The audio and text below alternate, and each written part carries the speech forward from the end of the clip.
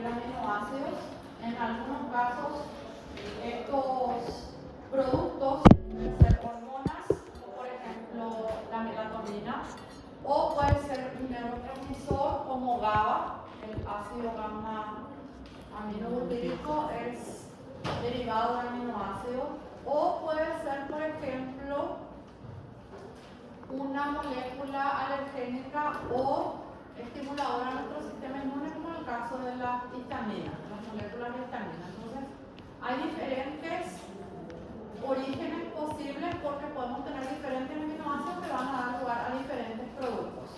O podemos utilizar un mismo aminoácido que puede dar lugar a productos diferentes, como el caso de la glicina, por ejemplo, que ya vimos anteriormente, se puede usar en la biosíntesis del EN, pero hoy vamos a ver otro destino posible en nuestro organismo.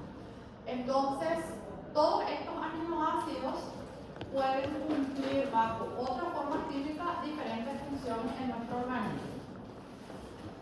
Esta es una ilustración que propone el Harper. Hay algunas figuras que están incluidas en esta diapositiva que son tomadas del libro de Antonio Blanco, pero yo les coloqué ahí abajo. Son figuras un poco más simplificadas, entonces les agregué, pero son poquitas. El 95% es Harper.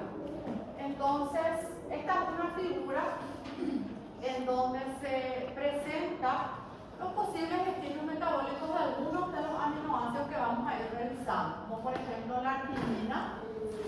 La arginina es un aminoácido que puede participar en la formación de urea, o sea que en el ciclo de la urea.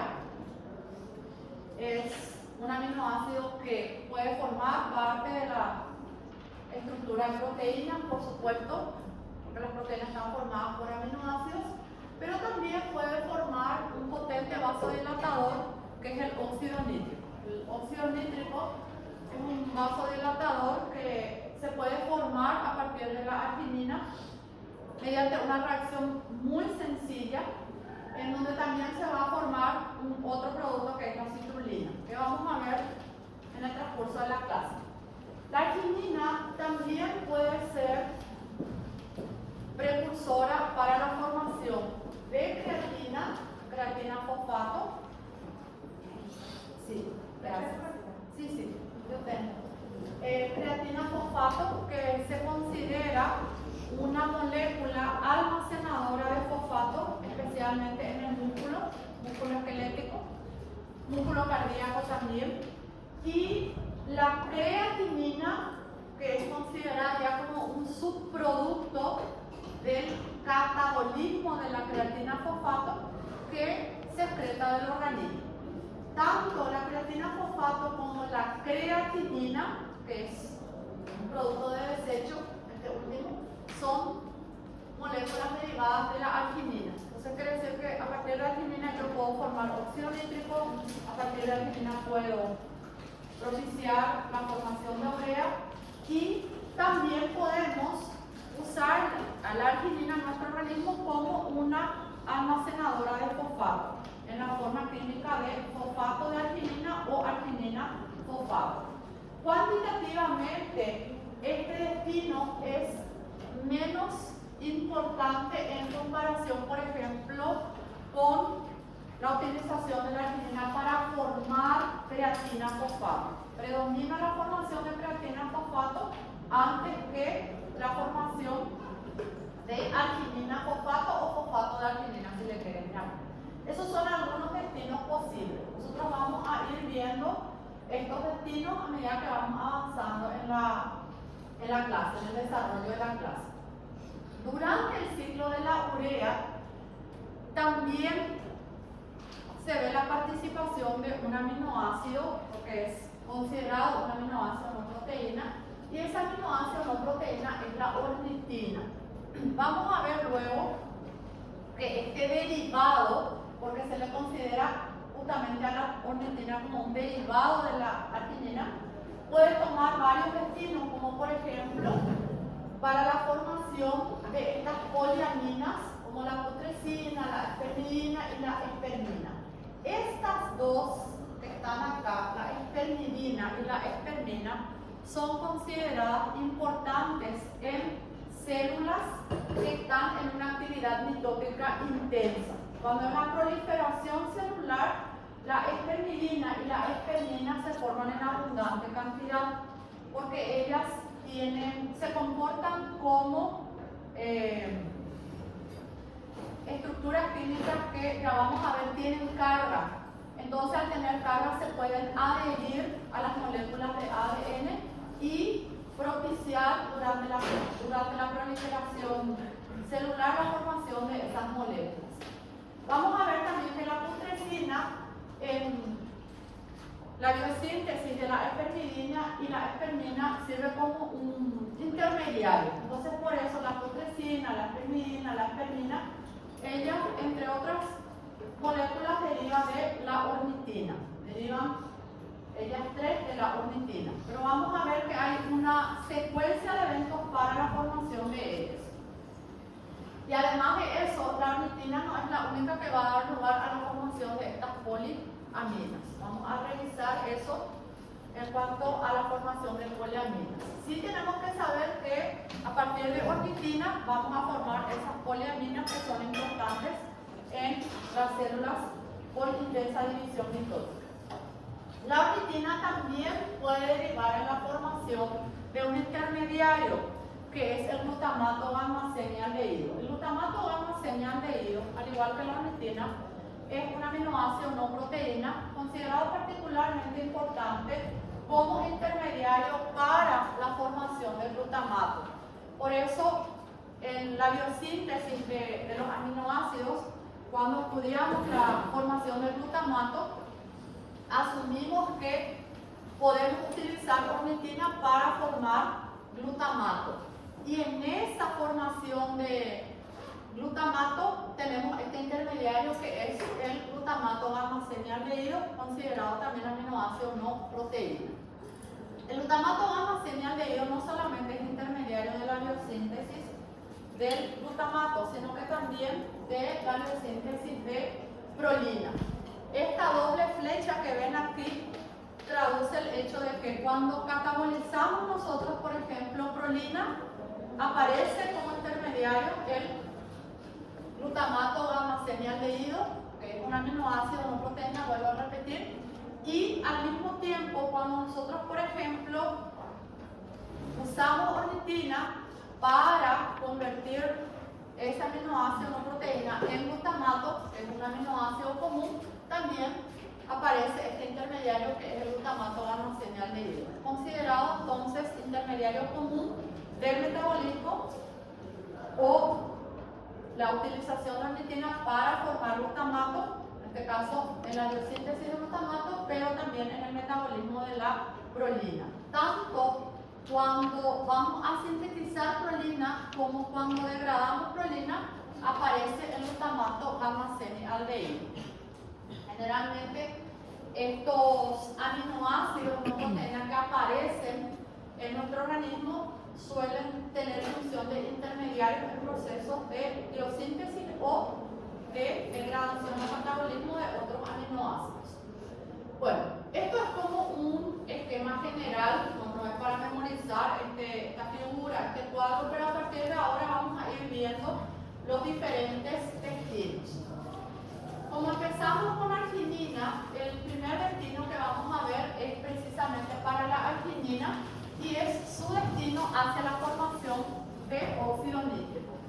Al óxido nítrico, en fisiología seguramente que van a estudiar, se le atribuyen funciones de neurotransmisor, sin embargo, con una vida media muy corta, de 3 a 5 segundos.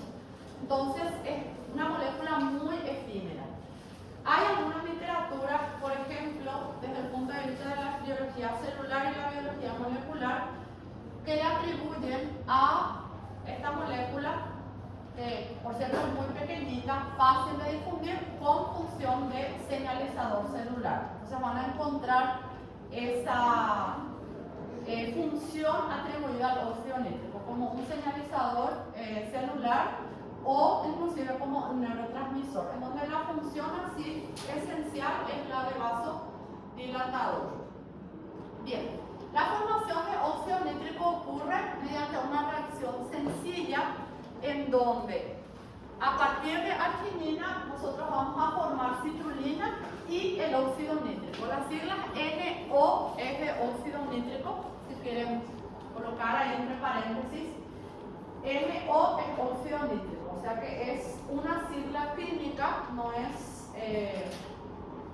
común usar así todo el nombre porque después ya van a encontrar NO. Generalmente aparece una vez designado así en la literatura y luego ya aparecen sus siglas de nombre clínico. Entonces a partir de la arginina se genera citrulina y óxido nítrico. Y esta reacción es catalizada por una enzima que se llama óxido nítrico sintasa. Hace unos años se desconocía que de esta enzima hay varias isoformas. Actualmente se han identificado 3 isoformas. Una isoforma que se llama E. En algunas literaturas van a encontrar NOS con un 1 romano, que equivale a esta, E o un 1 romano. De esta manera, si ven esto así, NOS1, entonces se refiere a la enzima óxido nítrico sintasa de células endoteliales. La otra isoforma es la de macrófagos y lleva la letra I, viene de inducible. Esta enzima activa su función, o sea que ella trabaja formando el óxido nítrico en los macrófagos solamente cuando hay respuesta inflamatoria o hay una respuesta inmune de por medio. Tiene que haber una respuesta inflamatoria. Si no hay activación de los macrófagos, entonces esta enzima no trabaja. Ella necesita una activación y esa activación entonces va a derivar de algún agente que puede ser, por ejemplo, un patógeno que estimula la respuesta en el macrófago. Entonces por eso decimos que óxido nítrico sintasa y o inducible o de tipo 2 o romano es entonces de respuesta inflamatoria. Y por último tenemos la enzima óxido nítrico sintasa también presente en neuronas. Esta isoforma es considerada también de tipo 3, pueden encontrar así NOS y 3 romanos. O sea, acá yo puedo tener 1, 2 o 3. Pueden encontrar con esas designaciones. Y la otra designación que se suele usar es con la letra minúscula y en cursiva, E de endotelial, I de inducible y N de su localización celular, que es en las neuronas. Estas dos entonces, la óxido nítrico sintasa 1 o endotelial y la óxido nítrico sintasa 3 o neuronal de neuronas, son consideradas constitutivas. Se les considera constitutivas. Ellas constantemente están trabajando, están funcionando. Y esta, que es la de tipo 2, la isoforma 2, isoenzima 2, óxido nítrico sintasa, y ella entonces es considerada inducible. Trabaja produciendo óxido nítrico o en la síntesis de óxido nítrico cuando hay una respuesta inflamatoria. Hay también una apreciación, hay algunas propuestas de que estas dos, la 1 y la 3, estarían también en otras células. Literatura actualizada habla de otras células, por ejemplo, hígado, riñón, es posible que encuentren, pero lo que sí se sabe, si bien el concepto con el cual nos quedamos es esto. Esta enzima, ella al catalizar la formación de óxido nítrico requiere de algunos cofactores. Entre ellos está este agente reductor, que es el NADPH. Eso es importante reconocer. Y también ella es dependiente de mononucleótido de flavina y dinucleótido de flavina. Además de eso, ella es dependiente de un cofactor que se denomina tetrahidrobiopterina.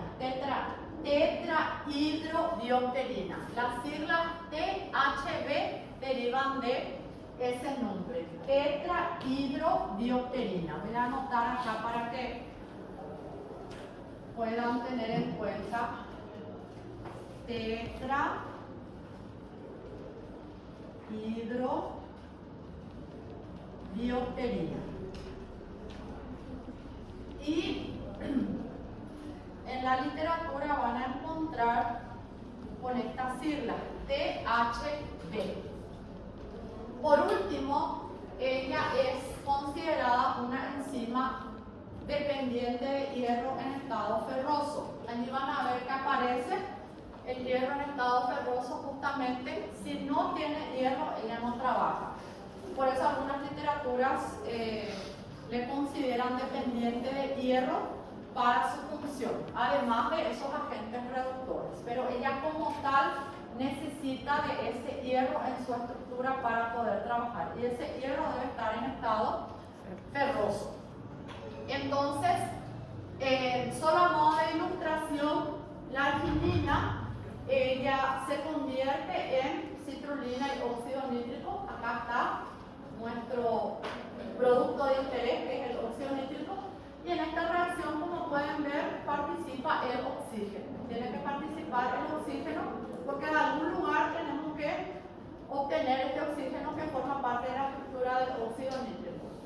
Solo para finalizar, esta estructura está colocada acá justamente para que ustedes puedan visualizar que la citrulina es uno de los productos. En este caso, el producto de interés para nosotros es el óxido nítrico. Sin embargo, este producto puede tener otros destinos, además del que significa su participación acá en la formación del óxido nítrico, y se le considera un aminoácido no proteína. Como les comentaba, muchos de estos aminoácidos que vamos a ir viendo que se forman durante el metabolismo de los comunes, como por ejemplo la arginina, que es un aminoácido común, pueden tener destinos útiles para la formación de otras biomoléculas. Bien, entonces este es uno de los destinos en donde la arginina forma óxido nítrico. Bien, otro aminoácido que puede ser útil es la cisteína. La cisteína, no se olviden, es aminoácido precursor para la formación de taurina. ¿Por qué es importante la formación de taurina? Porque nosotros necesitamos de taurina para combinarse con colir-CoA y formar el ácido biliar primario que se llama ácido taurocólico. Entonces, ¿de dónde deriva la taurina que se combina con colir-CoA para formar luego el ácido biliar primario, ácido taurocólico? De la cisteína. Entonces, es muy importante recordar así: aminoácido del cual deriva la taurina, porque eso es acá lo esencial. Entonces, cisteína. Así como tenemos que recordarnos que el aminoácido del cual deriva el óxido nítrico es la arginina. Ya no nos vamos a olvidar de eso. Bien, en esta figura tenemos la conversión de cisteína en taurina. Algunas literaturas hablan de biosíntesis, no está mal hablar de biosíntesis, es correcto también. Conversión o biosíntesis de cisteína en taurina.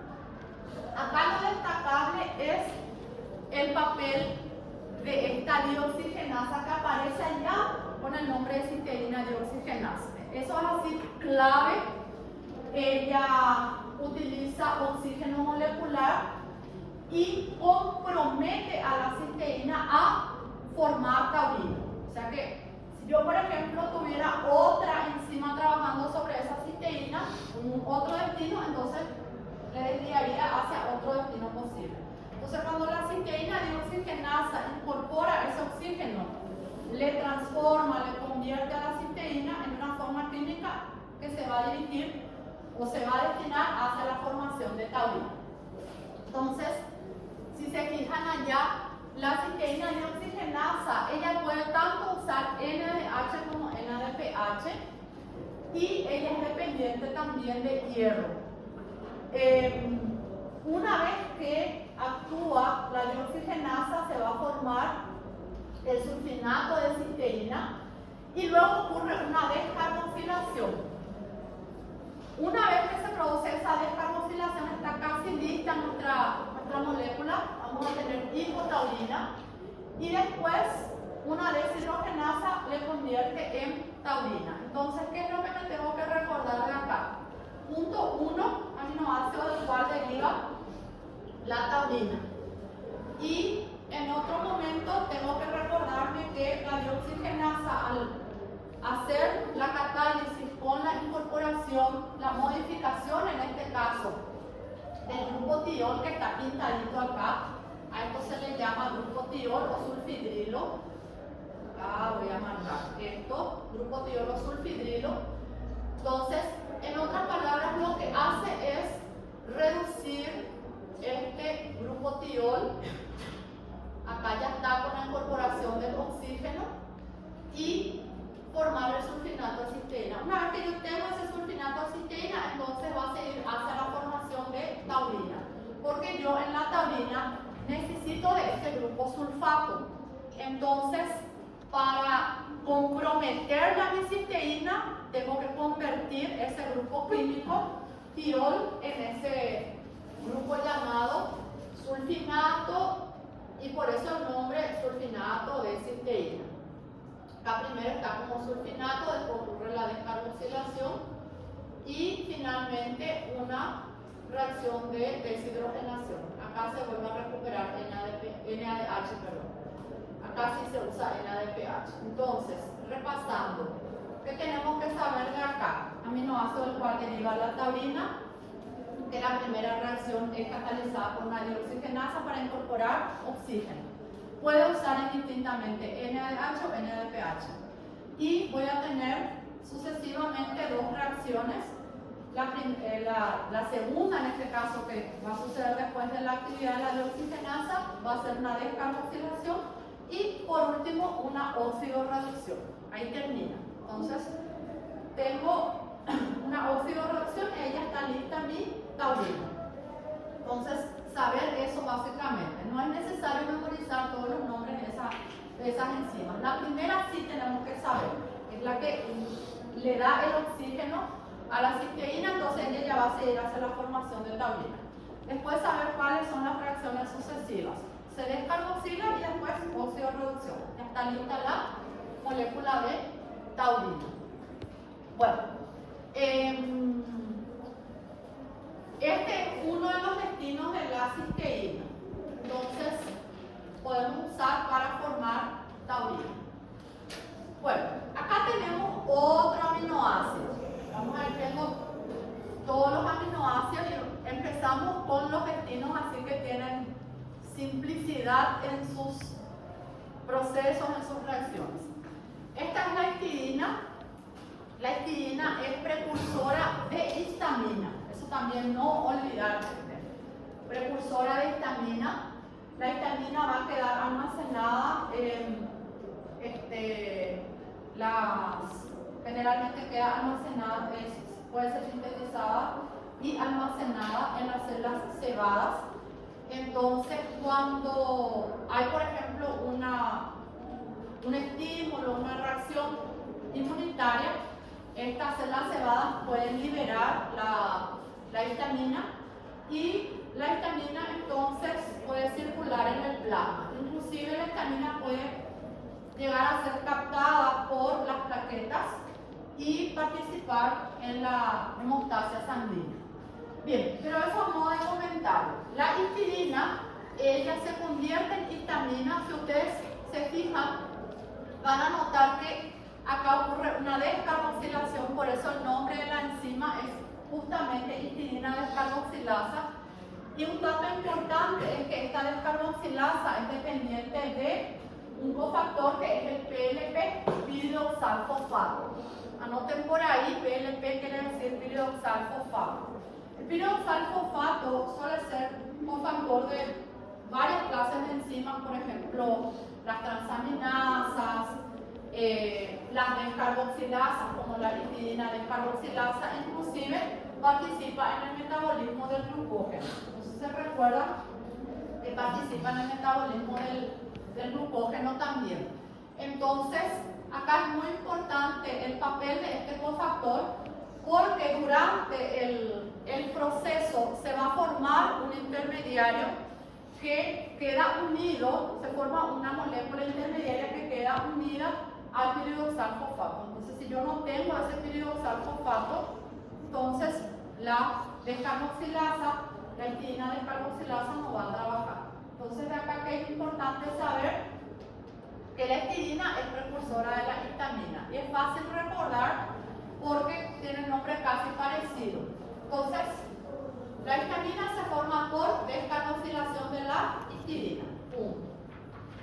Bueno, hay otros derivados de la histidina. Generalmente, en nuestro organismo hay varias rutas minoritarias. ¿Eso qué quiere decir? Que son menos frecuentes o cuantitativamente menos importantes con respecto a otras. A partir de la histidina nosotros podemos formar otros compuestos. Esto sí vamos a revisar así como derivados de la histidina, nada más no vamos a estudiar así los diferentes procesos, mismo porque hay algunos procesos que no están bien dilucidados y hay ciertas propuestas con relación a las enzimas. Entonces, de acá les presento que a partir de la histidina nosotros podemos formar estas moléculas, como la ergotioneína, la anserina, la homocarnosina y la carnosina.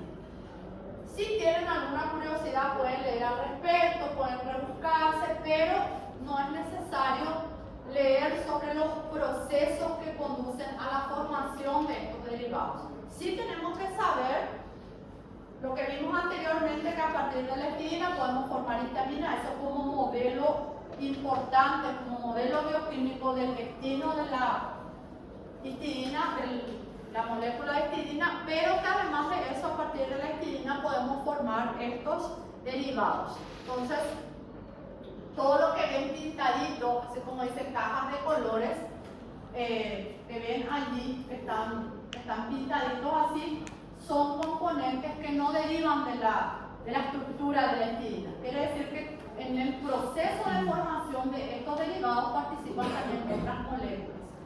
Esta área que ven acá, así, no pintada, no sombreada, es la porción o el componente que deriva de la histidina. Y particularmente la primera molécula que está allá, la ergotioneína, en donde ven un grupo sulfidrilo, hasta un grupo sulfidrilo o tirol. Este grupo sulfidrilo, por ejemplo, justamente deriva de la molécula de cisteína. La cisteína es la que tiene ese grupo químico. Entonces, por ejemplo, para formar ergotioneína, yo necesito del grupo tirol de la cisteína y necesito del anhídrido imidazólico, que es esto se llama anhídrido imidazólico, que deriva de la histidina. Entonces, de aquí, ¿qué tenemos que saber? Derivados de histidina, que son la ergotioneína, la anserina, la carnosina, la homocarnosina. Detalles del proceso de formación, no, nuestro modelo que vamos a tomar como modelo esencial, como modelo bioquímico, entonces va a ser la descarboxilación de histidina para formar histamina, ¿sí? Imposible ver todos los modelos. Imagínense que hay muchísimas moléculas y además de eso hay hormonas que formamos a partir de aminoácidos. Pero eso no vamos a ver hoy, vamos a ver la próxima clase. Bueno, entonces de acá saber que, por ejemplo, la homocarnosina deriva de la histidina, la ergotioneína deriva de la histidina. Eso es lo esencial acá. Bueno, tenemos también una molécula que es la S-adenosilmetionina, que en la literatura van a encontrar con las siglas ADOMET, SAME, pueden encontrar así, es una sigla que se usa mucho con la E en minúscula, inclusive otras siglas del inglés, en fin. Ahí les coloqué las que más aparecen en la literatura y las que van a encontrar en nuestra literatura de cabecera, en nuestra literatura de referencia. Bueno, la S-adenosilmetionina, como pueden ver acá, tiene un nucleósido en su estructura, que es este es un nucleósido en donde está la ribosa y está una base nitrogenada. Ese nucleócido se encuentra unido a un aminoácido que es la metionina. De ahí viene el nombre S-adenosilmetionina. S viene de azufre. Si le miramos a la metionina tiene un grupo tiometilo, se le llama, porque tiene el azufre y el metilo. O sea, ese es el clásico ejemplo de la estructura de la metionina. Nuestra metionina sería esto. Voy a anotarle un poquitito acá la metionina para recordarnos. Carbono y acá. Esto es la metionina, ¿sí? Entonces, a esto es lo que se le conoce con el grupo de nombre de tiometilo, el azufre con el grupo metilo. Entonces, a través del azufre de ese tiometilo, acá, ¿sí?, ocurre la unión de la metionina con la ribosa de ese nucleócido. Entonces, yo tengo un nucleócido con la base nitrogenada de la ribosa y al quinto carbono de la ribosa se encuentra unido la metionina. Ahora, ¿cuál es el papel de la S-adenosilmetionina? La S-adenosilmetionina se considera un donador de grupos metilo en reacciones que requieren metilación. Inclusive, hay varias reacciones que probablemente ya estudiaron cuando vieron sobre metabolismo de aminoácidos, donde aparece esa adenosilmetionina donando grupo metilo, porque ese es su papel, donador del grupo metilo. Ahora, ¿de dónde viene el grupo metilo que dona ella como molécula llamada esa adenosilmetionina? Es el metilo de la metionina propiamente. Entonces allá tiene metionina. La formación de esa adenosilmetionina ocurre mediante la función de una enzima que se llama metionina adenosiltransferasa, tiene un nombre bien sugerente. Y como estamos produciendo, estamos generando, gastamos ATP.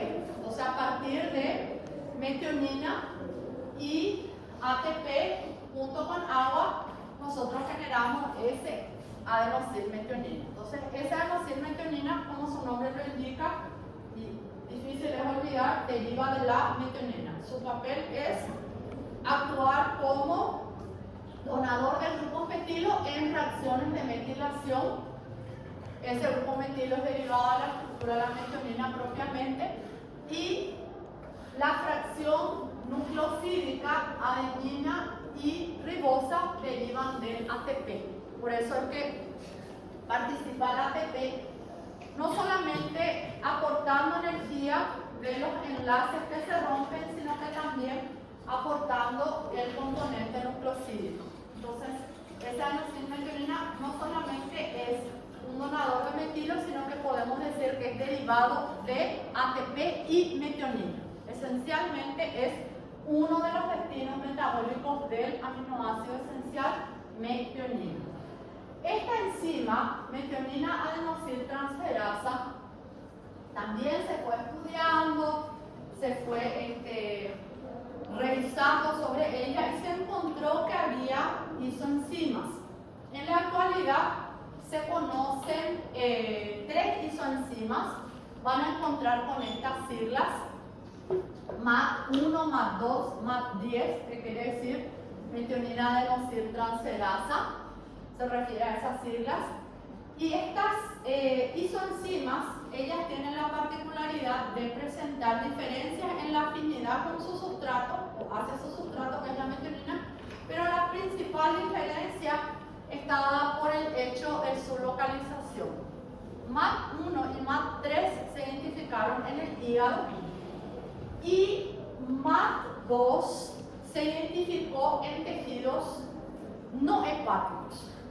Hay identificación en músculo, identificación en riñón, inclusive en células nerviosas. Entonces, todo lo que no es, hasta ahora por lo menos MAD2 no se identificó en hígado. Por eso se le considera una isoenzima o una isoforma no hepática. Por eso algunas literaturas le llaman MAP2 no hepática. Justamente porque hasta ahora no se encontró en el tejido hepático. Entonces MAP1 y MAP3 de hígado y MAP2 en tejidos distintos al hígado. Ahora bien, vamos a ver que la S-adenosínmetionina no solamente participa en reacciones de metilación, que como les recordé, muy probablemente cuando hablamos de metabolismo aminoácido que había su participación en algunas reacciones en donde se necesitó donar un grupo metilo y esa adenosínmetionina participa donando ese grupo metilo que es derivado nada más sino del grupo tiometilo del aminoácido metionina. Esa adenosínmetionina también es necesario para la formación de poliaminas. Cuando les presenté ese cuadro, esa figura del Harper, la propuesta del Harper, les comenté que hay poliaminas que formamos en nuestro organismo que tienen papel importante en la proliferación celular, en células con actividad mitótica intensa, y habíamos citado la putrescina, la aspermidina, la aspermina. Esas son poliaminas. Para formar estas poliaminas nosotros también usamos esa adenosínmetionina. Ese es uno de los destinos posibles. O sea que yo voy a formar esa adenosínmetionina y además de usar a esa adenosínmetionina como donador de metilo en ciertas reacciones del metabolismo de los propios aminoácidos, también es considerada una molécula precursora para la formación de poliaminas. Bien, antes de estudiar la biosíntesis de poliaminas, quiero que miren acá esta ilustración. Esta figura está tomada del libro de Blanco, es solamente a efectos de que le miren. Quiero que comparen un poco, son muy parecidas. Y el término poliaminas se refiere al hecho de que tiene varios grupos aminos. De ahí viene el término poliaminas, que tiene varios grupos aminos. Y como les conté, estas poliaminas son clasificadas como moléculas policatiónicas por la carga positiva que son justamente atribuidas, cargas positivas que son atribuidas a los diferentes grupos aminos, entonces le confiere esa carga positiva a ellas. Entonces por eso se les estudia como policationes. Poliaminas que son moléculas policationicas, tienen carga positiva.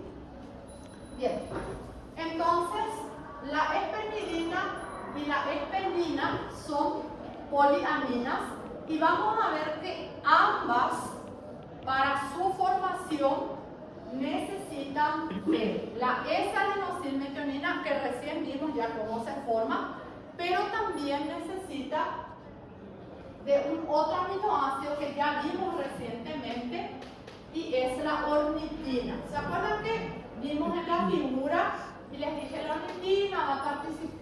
Eso es el teléfono. Afuera es una mochila de algo. ¿De qué es? Un timbre.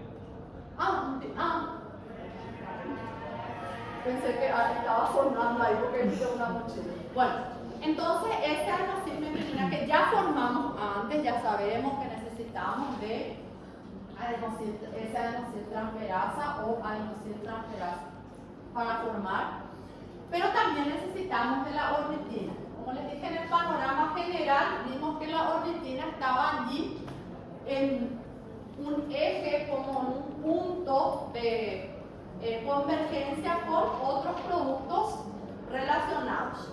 Entonces, la ornitina y esa adenosínmetionina son consideradas moléculas precursoras para la formación de estas poliaminas. Bien, acá en esta figura, que por cierto está tomada del Harper, vamos a ver que allá aparece, se movió un poquito mi cuadrito, aparece la metionina. Esta es la reacción que nosotros recién vimos. Esto nosotros recién ya vimos, la formación de esa adenosínmetionina. Entonces, si por ejemplo nosotros tomamos Aminoácidos precursores de las poliaminas. Presten atención a la pregunta. Aminoácidos precursores. La respuesta sería metionina y ornitina. La metionina es un aminoácido común, la ornitina es un aminoácido no proteíno. Son los aminoácidos. Si consideramos ya derivados aminoácidos que participan en la formación de las poliaminas, entonces vamos a asumir la S-adenosilmetionina como un derivado que participa en el proceso de formación. Entonces aquí, esta partecita, voy a ver si marco con el puntero, con el lápiz en realidad. Amarillo. Esta partecita nosotros acabamos de ver acá, cuando se forma esa adenosilmetionina. Entonces yo necesito esa adenosilmetionina para formar luego mi primera poliamina, que va a ser la espermidina. Una vez que tenemos lista la S-adenosilmetionina, nosotros le vamos a descarboxilar a la S-adenosilmetionina. Si notan, acá está pintado este grupo carboxilo. Este grupo carboxilo en realidad es este. Es el grupo carboxilo de mi metionina que está ahí en la estructura de S-adenosilmetionina. Entonces va a ocurrir una descarboxilación. Acá ven que se descarboxiló. Esa adenosilmetionina descarboxilasa es la que va a hacer el trabajo. Las descarboxilasas son las que quitan el CO2. Y mi S-adenosilmetionina, una vez descarboxilada, se va a convertir entonces en S-adenosilmetionina descarboxilada. No tiene un nombre así muy elaborado. Se le llama S-adenosilmetionina descarboxilada o Adomet descarboxilada. Se descarboxiló, la forma descarboxilada, sin su carboxilo. Entonces yo necesito descarboxilar. Y la ornitina, ella, si ven acá, también se necesita descarboxilar. No sé si da para ver que esto está pintadito también en azul. También se descarboxiló para formar putrescina. La putresina también es considerada una poliamina, pero su papel no está dilucidado con relación a función en la proliferación, el crecimiento celular, como en el caso de la espermidina y la espermina. Entonces, por eso a la putrescina se le estudia como una poliamina, tiene dos aminos ahí, pero ya no tiene un papel directo en el proceso de proliferación celular, sino que ella es un intermediario. La putrescina es considerado un componente del metabolismo de las poliaminas, intermediario para la formación de la espermidina y la espermina. Directamente ella no tiene una función atribuida como la espermidina y la espermina. Bueno, entonces yo necesito descarboxilar esa adenosilmetionina, descarboxilar ornitina. Una vez que descarboxilo ambos, voy a obtener putrescina a partir de ornitina y esa adenosilmetionina descarboxilada a partir de ese adenosilmetionina. Para la redundancia, parecen nombres parecidos, lo único que le agregamos es descarboxilar. Entonces, una vez que tenemos la putresina y la S-adenosilmetionina descarboxilada, una enzima cuyo nombre es bien sugerente, espermidina sintasa, se va a encargar de formar la espermidina. Si se fijan acá, ¿qué pasa? Noten que esta parte nucleosídica removida se libera como metil-tioadenosina. Esto se liberó. Y esta cadena hidrocarbonada junto con el amino es la que se condensa con la putresina. Por eso el nombre es espermidina sintasa. Es como si fuese que yo corto la cadena aminocarbonada porque tiene el amino, los carbonos con el hidrógeno, separo de lo que es mi nucleósido, voy al aminucleósido y combino esa cadena aminada con la putrescina. Y a partir de allí entonces obtengo la espermidina. Muy bien. Y acá entonces, ¿qué tengo que recordar? Que los aminoácidos precursores van a ser metionina y ornitina. Para que sea útil en la formación de metionina, en la formación de espermidina, esa metionina y esa ornitina tenemos que modificarlas químicamente. Entonces, a la metionina la tenemos que transformar en esa adenosine-metionina. Entonces, esa adenosine-metionina suele tener función de donador de metilo, pero si notamos acá, la S-adenosine-metionina no nos interesa como donador de metilo. Tanto es así que mi metilo está acá. Me interesa la S-adenosine-metionina como donador de esa cadena hidrocarbonada con grupo amino. Es una función excepcional que tiene esa adenosine-metionina. Solo que para que yo use esa adenosine-metionina con esa función necesito descarboxilarla. Entonces, se descarboxilan esa adenosine-metionina y ornitina.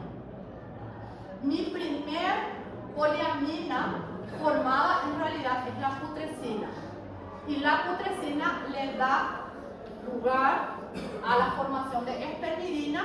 Y vamos a ver ahora que la espermidina se convierte en espermina. Esa es la secuencia. Putrescina se convierte en espermidina y espermidina se convierte en espermina. ¿Está bien? Papel de la S-adenosine-metionina en esta biosíntesis no es donar grupo metilo, ¿sí? Es donar esqueleto hidrocarbonado portador de grupo amino. Esa es la función de mi S-adenosine-metionina. Solo que para que ella esté en condiciones de actuar como donador de esqueleto carbónico portador de amino, nosotros tenemos que descarboxilar. Justamente eso es lo que le compromete hacia el destino, que es formar las poliaminas. Si yo no le descarboxilo, sirve para donar grupo amino. Cuando yo le descarboxilo a la S-adenosine-metionina, entonces ella se va a ir para formar poliaminas. Bueno, la espermidina sintasa entonces forma espermidina y luego esa espermidina yo puedo convertir en espermina. Y fíjense, una sintasa de vuelta es la que trabaja, la espermina sintasa va a trabajar y va a formar la espermina. Y en esta reacción, fíjense, aparece otro reactivo, aparece otro sustrato. Como les dije, ¿cuál es el papel de la S-adenosine-metionina? Una vez descarboxilada, portar ese esqueleto carbónico portador del grupo amino para el proceso de formación de poliaminas. Entonces acá de vuelta entra una S-adenosine-metionina descarboxilada. ¿Por qué? Porque ella es la que tiene ese esqueleto carbónico con el amino. Entonces eso es lo que yo quiero de esa molécula. Voy a retroceder acá en esta figura. Fíjense. Esta es la S-adenosine-metionina descarboxilada. Entonces, ¿qué es lo que yo quiero? Yo quiero esto, ¿sí?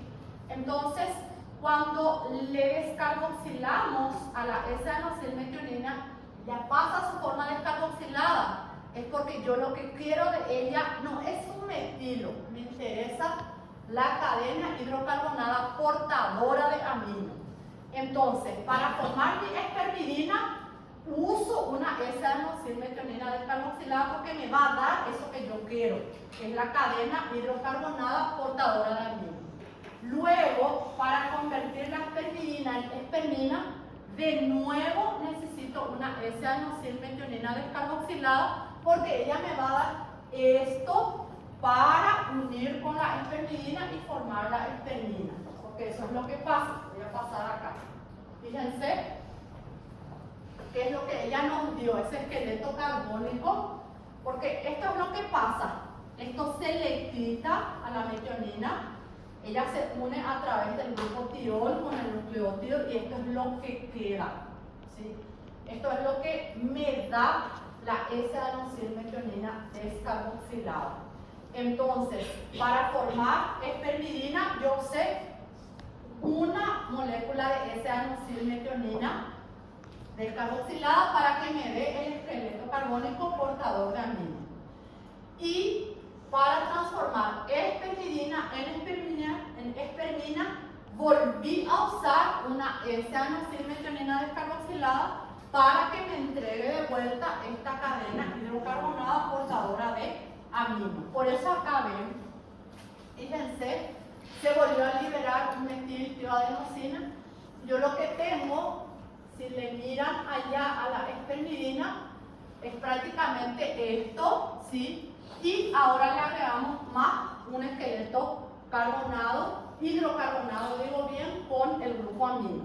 Entonces de ahí viene el término poliaminas, policatiónicas, por los grupos químicos amino que tienen, grupos funcionales amino que tienen carga positiva. Muy bien. Entonces, sí. Entonces en todo el proceso no va a dar luz metila, entonces, ¿verdad? ¿Cómo? No va a dar luz metila, entonces en todo. No, en este proceso no. A la S-adenosylmetionina por excelencia se le considera como donador de metilo, pero en este proceso no trabaja como donador de metilo. Ahora, ¿cómo se compromete su trabajo como donador de esqueleto hidrocarbonado portador de amino? Es con la descarboxilación. Yo le descarboxilo, entonces ya no voy a poder usar para que me done metilo. Ya no me interesa como donador de metilo, porque en varios procesos van a ver que participa esa adenosylmetionina, pero lo que usamos es su metilo. En este caso no nos interesa su metilo. En este caso prácticamente lo que nos interesa es su esqueleto carbónico con el amino. ¿Está bien? Por eso cuando se libera como subproducto, se libera metiltioadenosina. Se fue acá el metilo. No usamos el metilo. ¿Está? Entonces, para que podamos usar la S-adenosylmetionina hacia la formación de poliaminas, tenemos que descarboxilar. Si le descarboxilamos, entonces se va hacia la formación de poliaminas. La primera poliamina que se forma, voy a pasar un poco acá, hay una poliamina que se puede formar allá que ya es la putrescina, directamente a partir de ornitina, pero la putrescina sola a mí no me sirve, no tiene funciones atribuidas así específicas en cuanto a proliferación, crecimiento celular. Sencillamente es un intermediario que me va a servir para formar la que me interesa, que es la espermidina. Entonces la espermidina se puede formar y ella le puede dar lugar a la formación de espermina. Espermidina se puede transformar en espermina. Bueno, en este punto hay una particularidad en cuanto a la degradación. Nosotros acá vamos a revisar también la degradación, uno de los pocos modelos en donde vamos a revisar degradación también. Bueno, ¿y por qué? Porque yo puedo degradar espermina, fíjense, la degradación de las poliaminas da lugar a dos productos finales importantes. Estos dos productos finales son el CO2 y el ion amonio. CO2 e ion amonio. Yo degrado espermidina, yo degrado espermina, tengo que obtener estos dos productos finales, CO2 e ion amonio.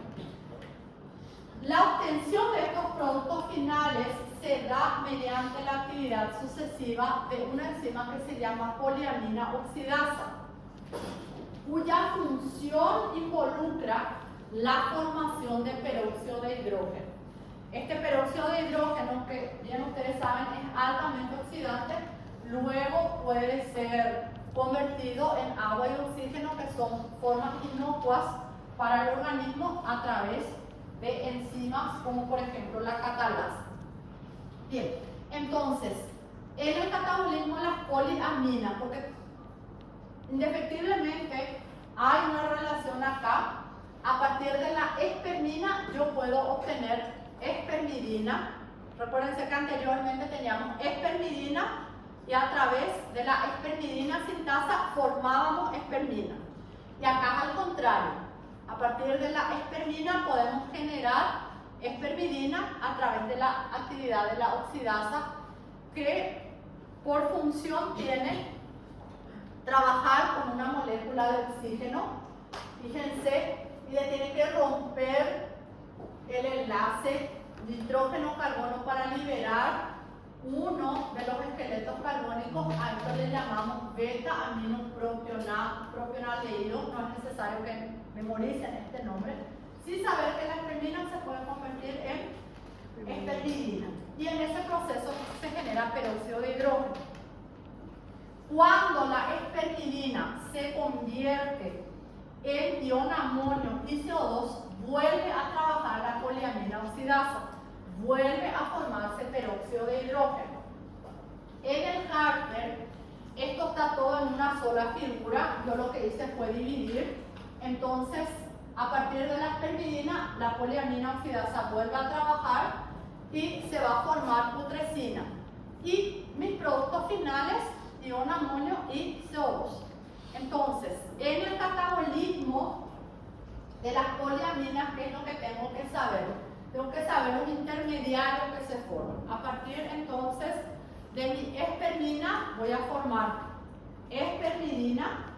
A partir de espermidina, que va a ser como el intermediario, voy a formar putrescina, y mis productos finales van a ser CO2 e ion amonio. Termina eso. Acción sucesiva de poliamina oxidasa con subproducto peróxido de hidrógeno. Eso es todo lo que hay que saber de acá. Ese nombre que aparece ahí de beta-aminopropionaldehído, que es el nombre de la cadena que se libera, no es necesario memorizar. Entonces, cuando degradamos, cuando catabolizamos estas poliaminas, prácticamente es como si fuese que volvemos otra vez para atrás. Entonces, mi espermina, que es la molécula larga, así con varios grupos aminos, convierto en espermidina. Mi espermidina convierto en putrescina, y mi putrescina en CO2 e ion amonio. Eso es lo que tengo que recordar. Saber que en ese proceso participa sucesivamente poliamina oxidasa, y la poliamina oxidasa también genera peróxido de hidrógeno, que luego se convierte en agua y oxígeno mediante la actividad de enzimas oxidorreductasas, como por ejemplo catalasa, superóxido dismutasa puede hacer también ese trabajo. Entonces eso es lo esencial aquí. Bueno, quiero repasar entonces. Para sintetizar, así en primera instancia voy a utilizar metionina y ornitina. Para que la metionina pueda servir como aminoácido precursor de las poliaminas, le tengo que convertir en ese adenosine-metionina, y esta se tiene que descarboxilar. La descarboxilación de la ornitina me genera la primera poliamina, que es considerada poliamina intermediaria, la putrescina.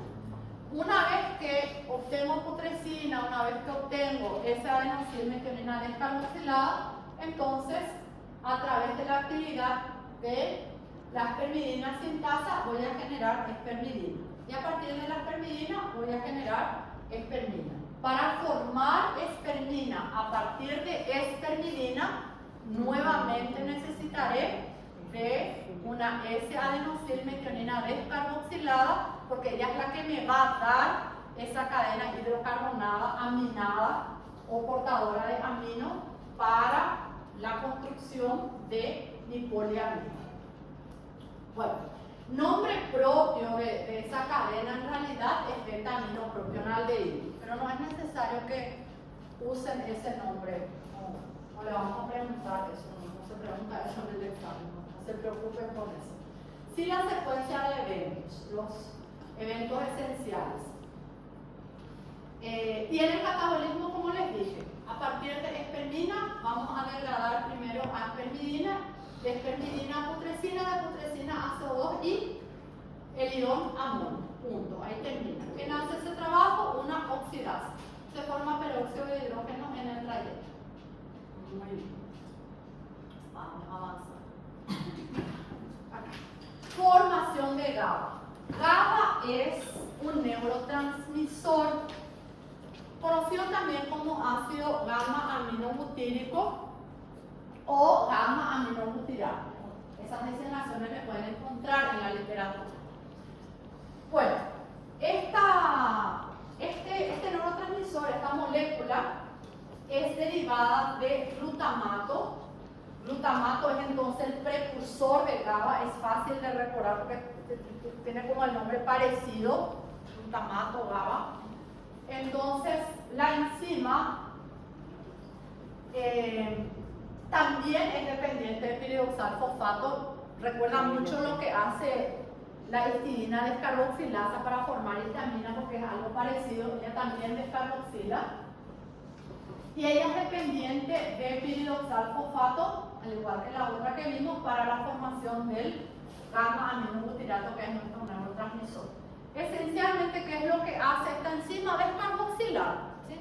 Le quita el carboxilo, acá van a ver, este es el carboxilo que se va, el alfa-carboxilo del glutamato, y ya obtengo gamma-aminobutirato. El gamma-aminobutirato entonces tiene función de neurotransmisor. En algunas literaturas van a encontrar el nombre de la enzima glutamato descarboxilasa. Sepan que es una descarboxilasa, le quita el CO2 y se forma GABA.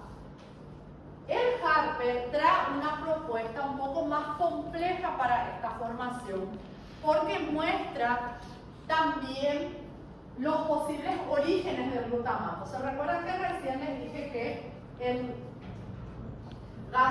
glutamato gamma se me ha leído un intermediario que participa en la formación del glutamato, entonces presenta con todo eso? No se vayan por esas ramas. Glutamato se convierte en GABA por descarboxilación y esa descarboxilación es dependiente de piridoxal-fosfato. Punto. ¿Está bien? Vamos a tratar de, como esta parte es un poco extensa, hay varios elementos, vamos a tratar de simplificar. Estoy tratando de simplificar así todos los puntos esenciales.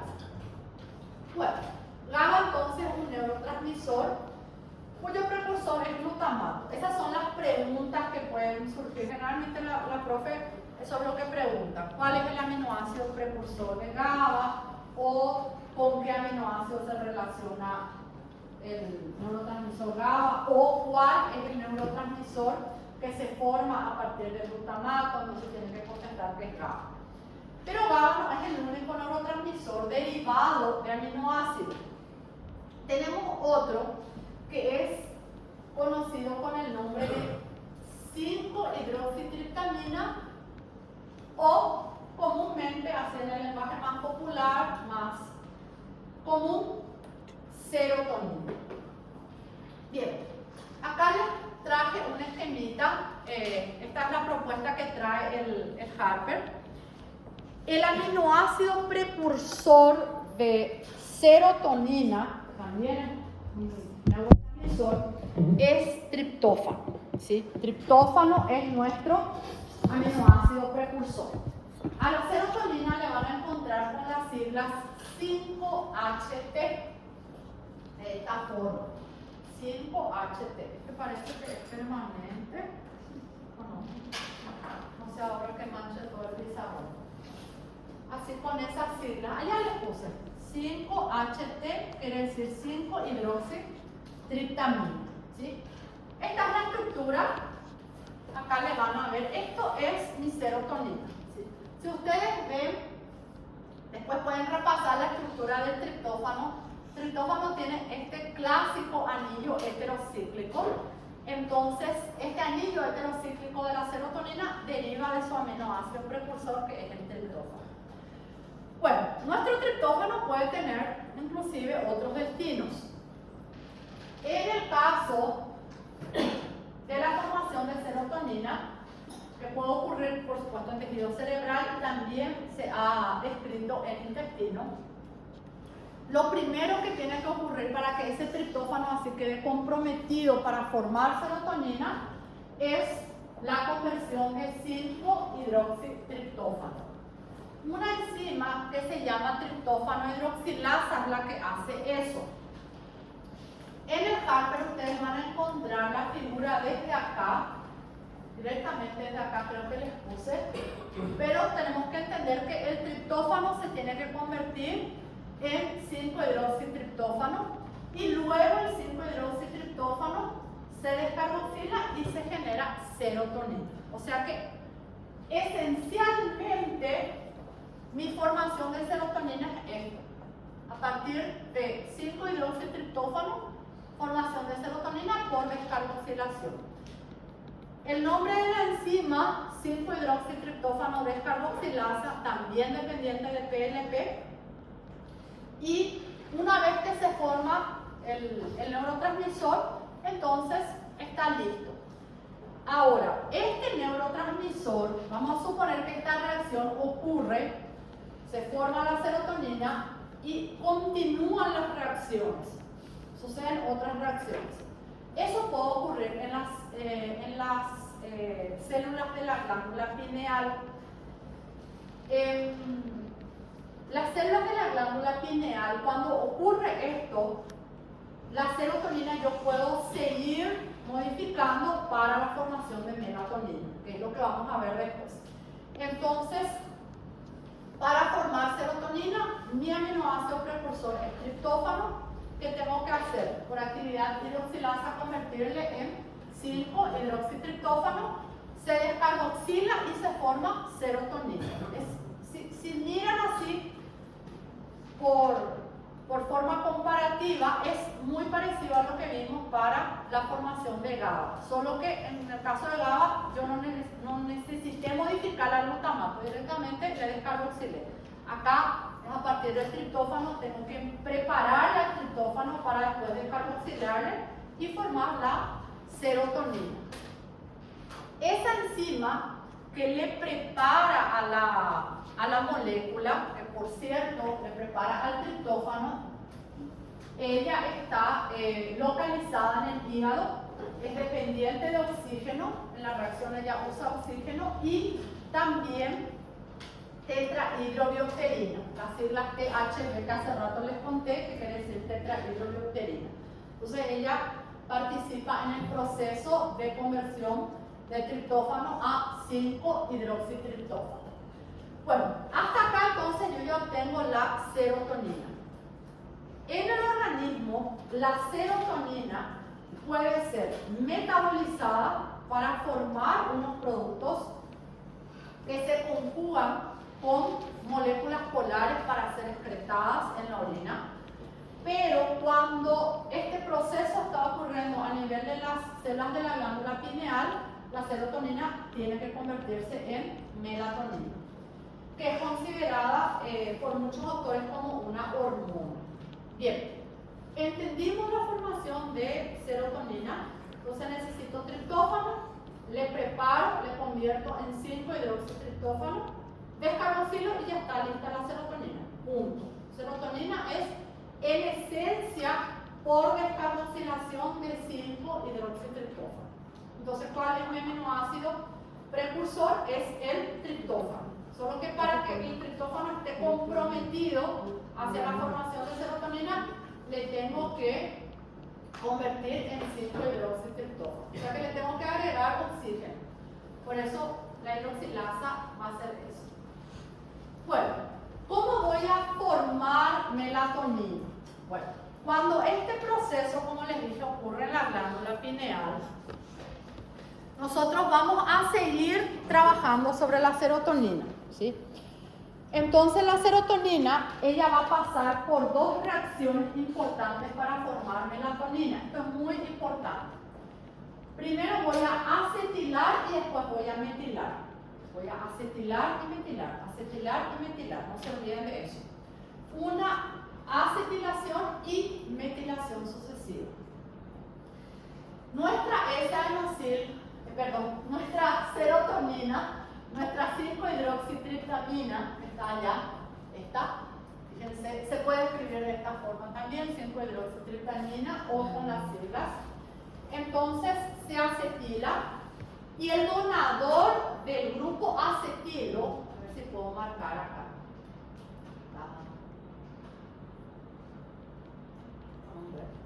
Acá está entonces la 5-hidroxitriptamina.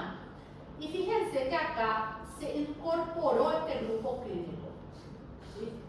Allá más arriba no teníamos ese grupo clínico. Ese grupo clínico que está ahí en verde es mi grupo acetilo. ¿De dónde deriva ese grupo acetilo? A pesar de que ahí no se muestra, un donador de acetilo que va a participar en la formación de ese derivado N-acetilserotonina es acetilcoenzima A. Ya vamos a ver una figura en donde sí se le ve acetilcoenzima A. Entonces acetilcoenzima A es mi donador de acetilo. Una vez que se acetiló, entonces tengo N-acetilserotonina. Se acetiló, el acetilo se unió al nitrógeno amino de mi serotonina. Seguidamente se metila. Si se fijan acá, van a encontrar, nosotros tenemos un hidroxilo, pero acá se incorporó un metilo. ¿Sí? Entonces se produce una metilación. Esta metilación sí deriva de S-adenosilmetionina. Una S-adenosilmetionina va a donar su grupo metilo para la formación de melatonina.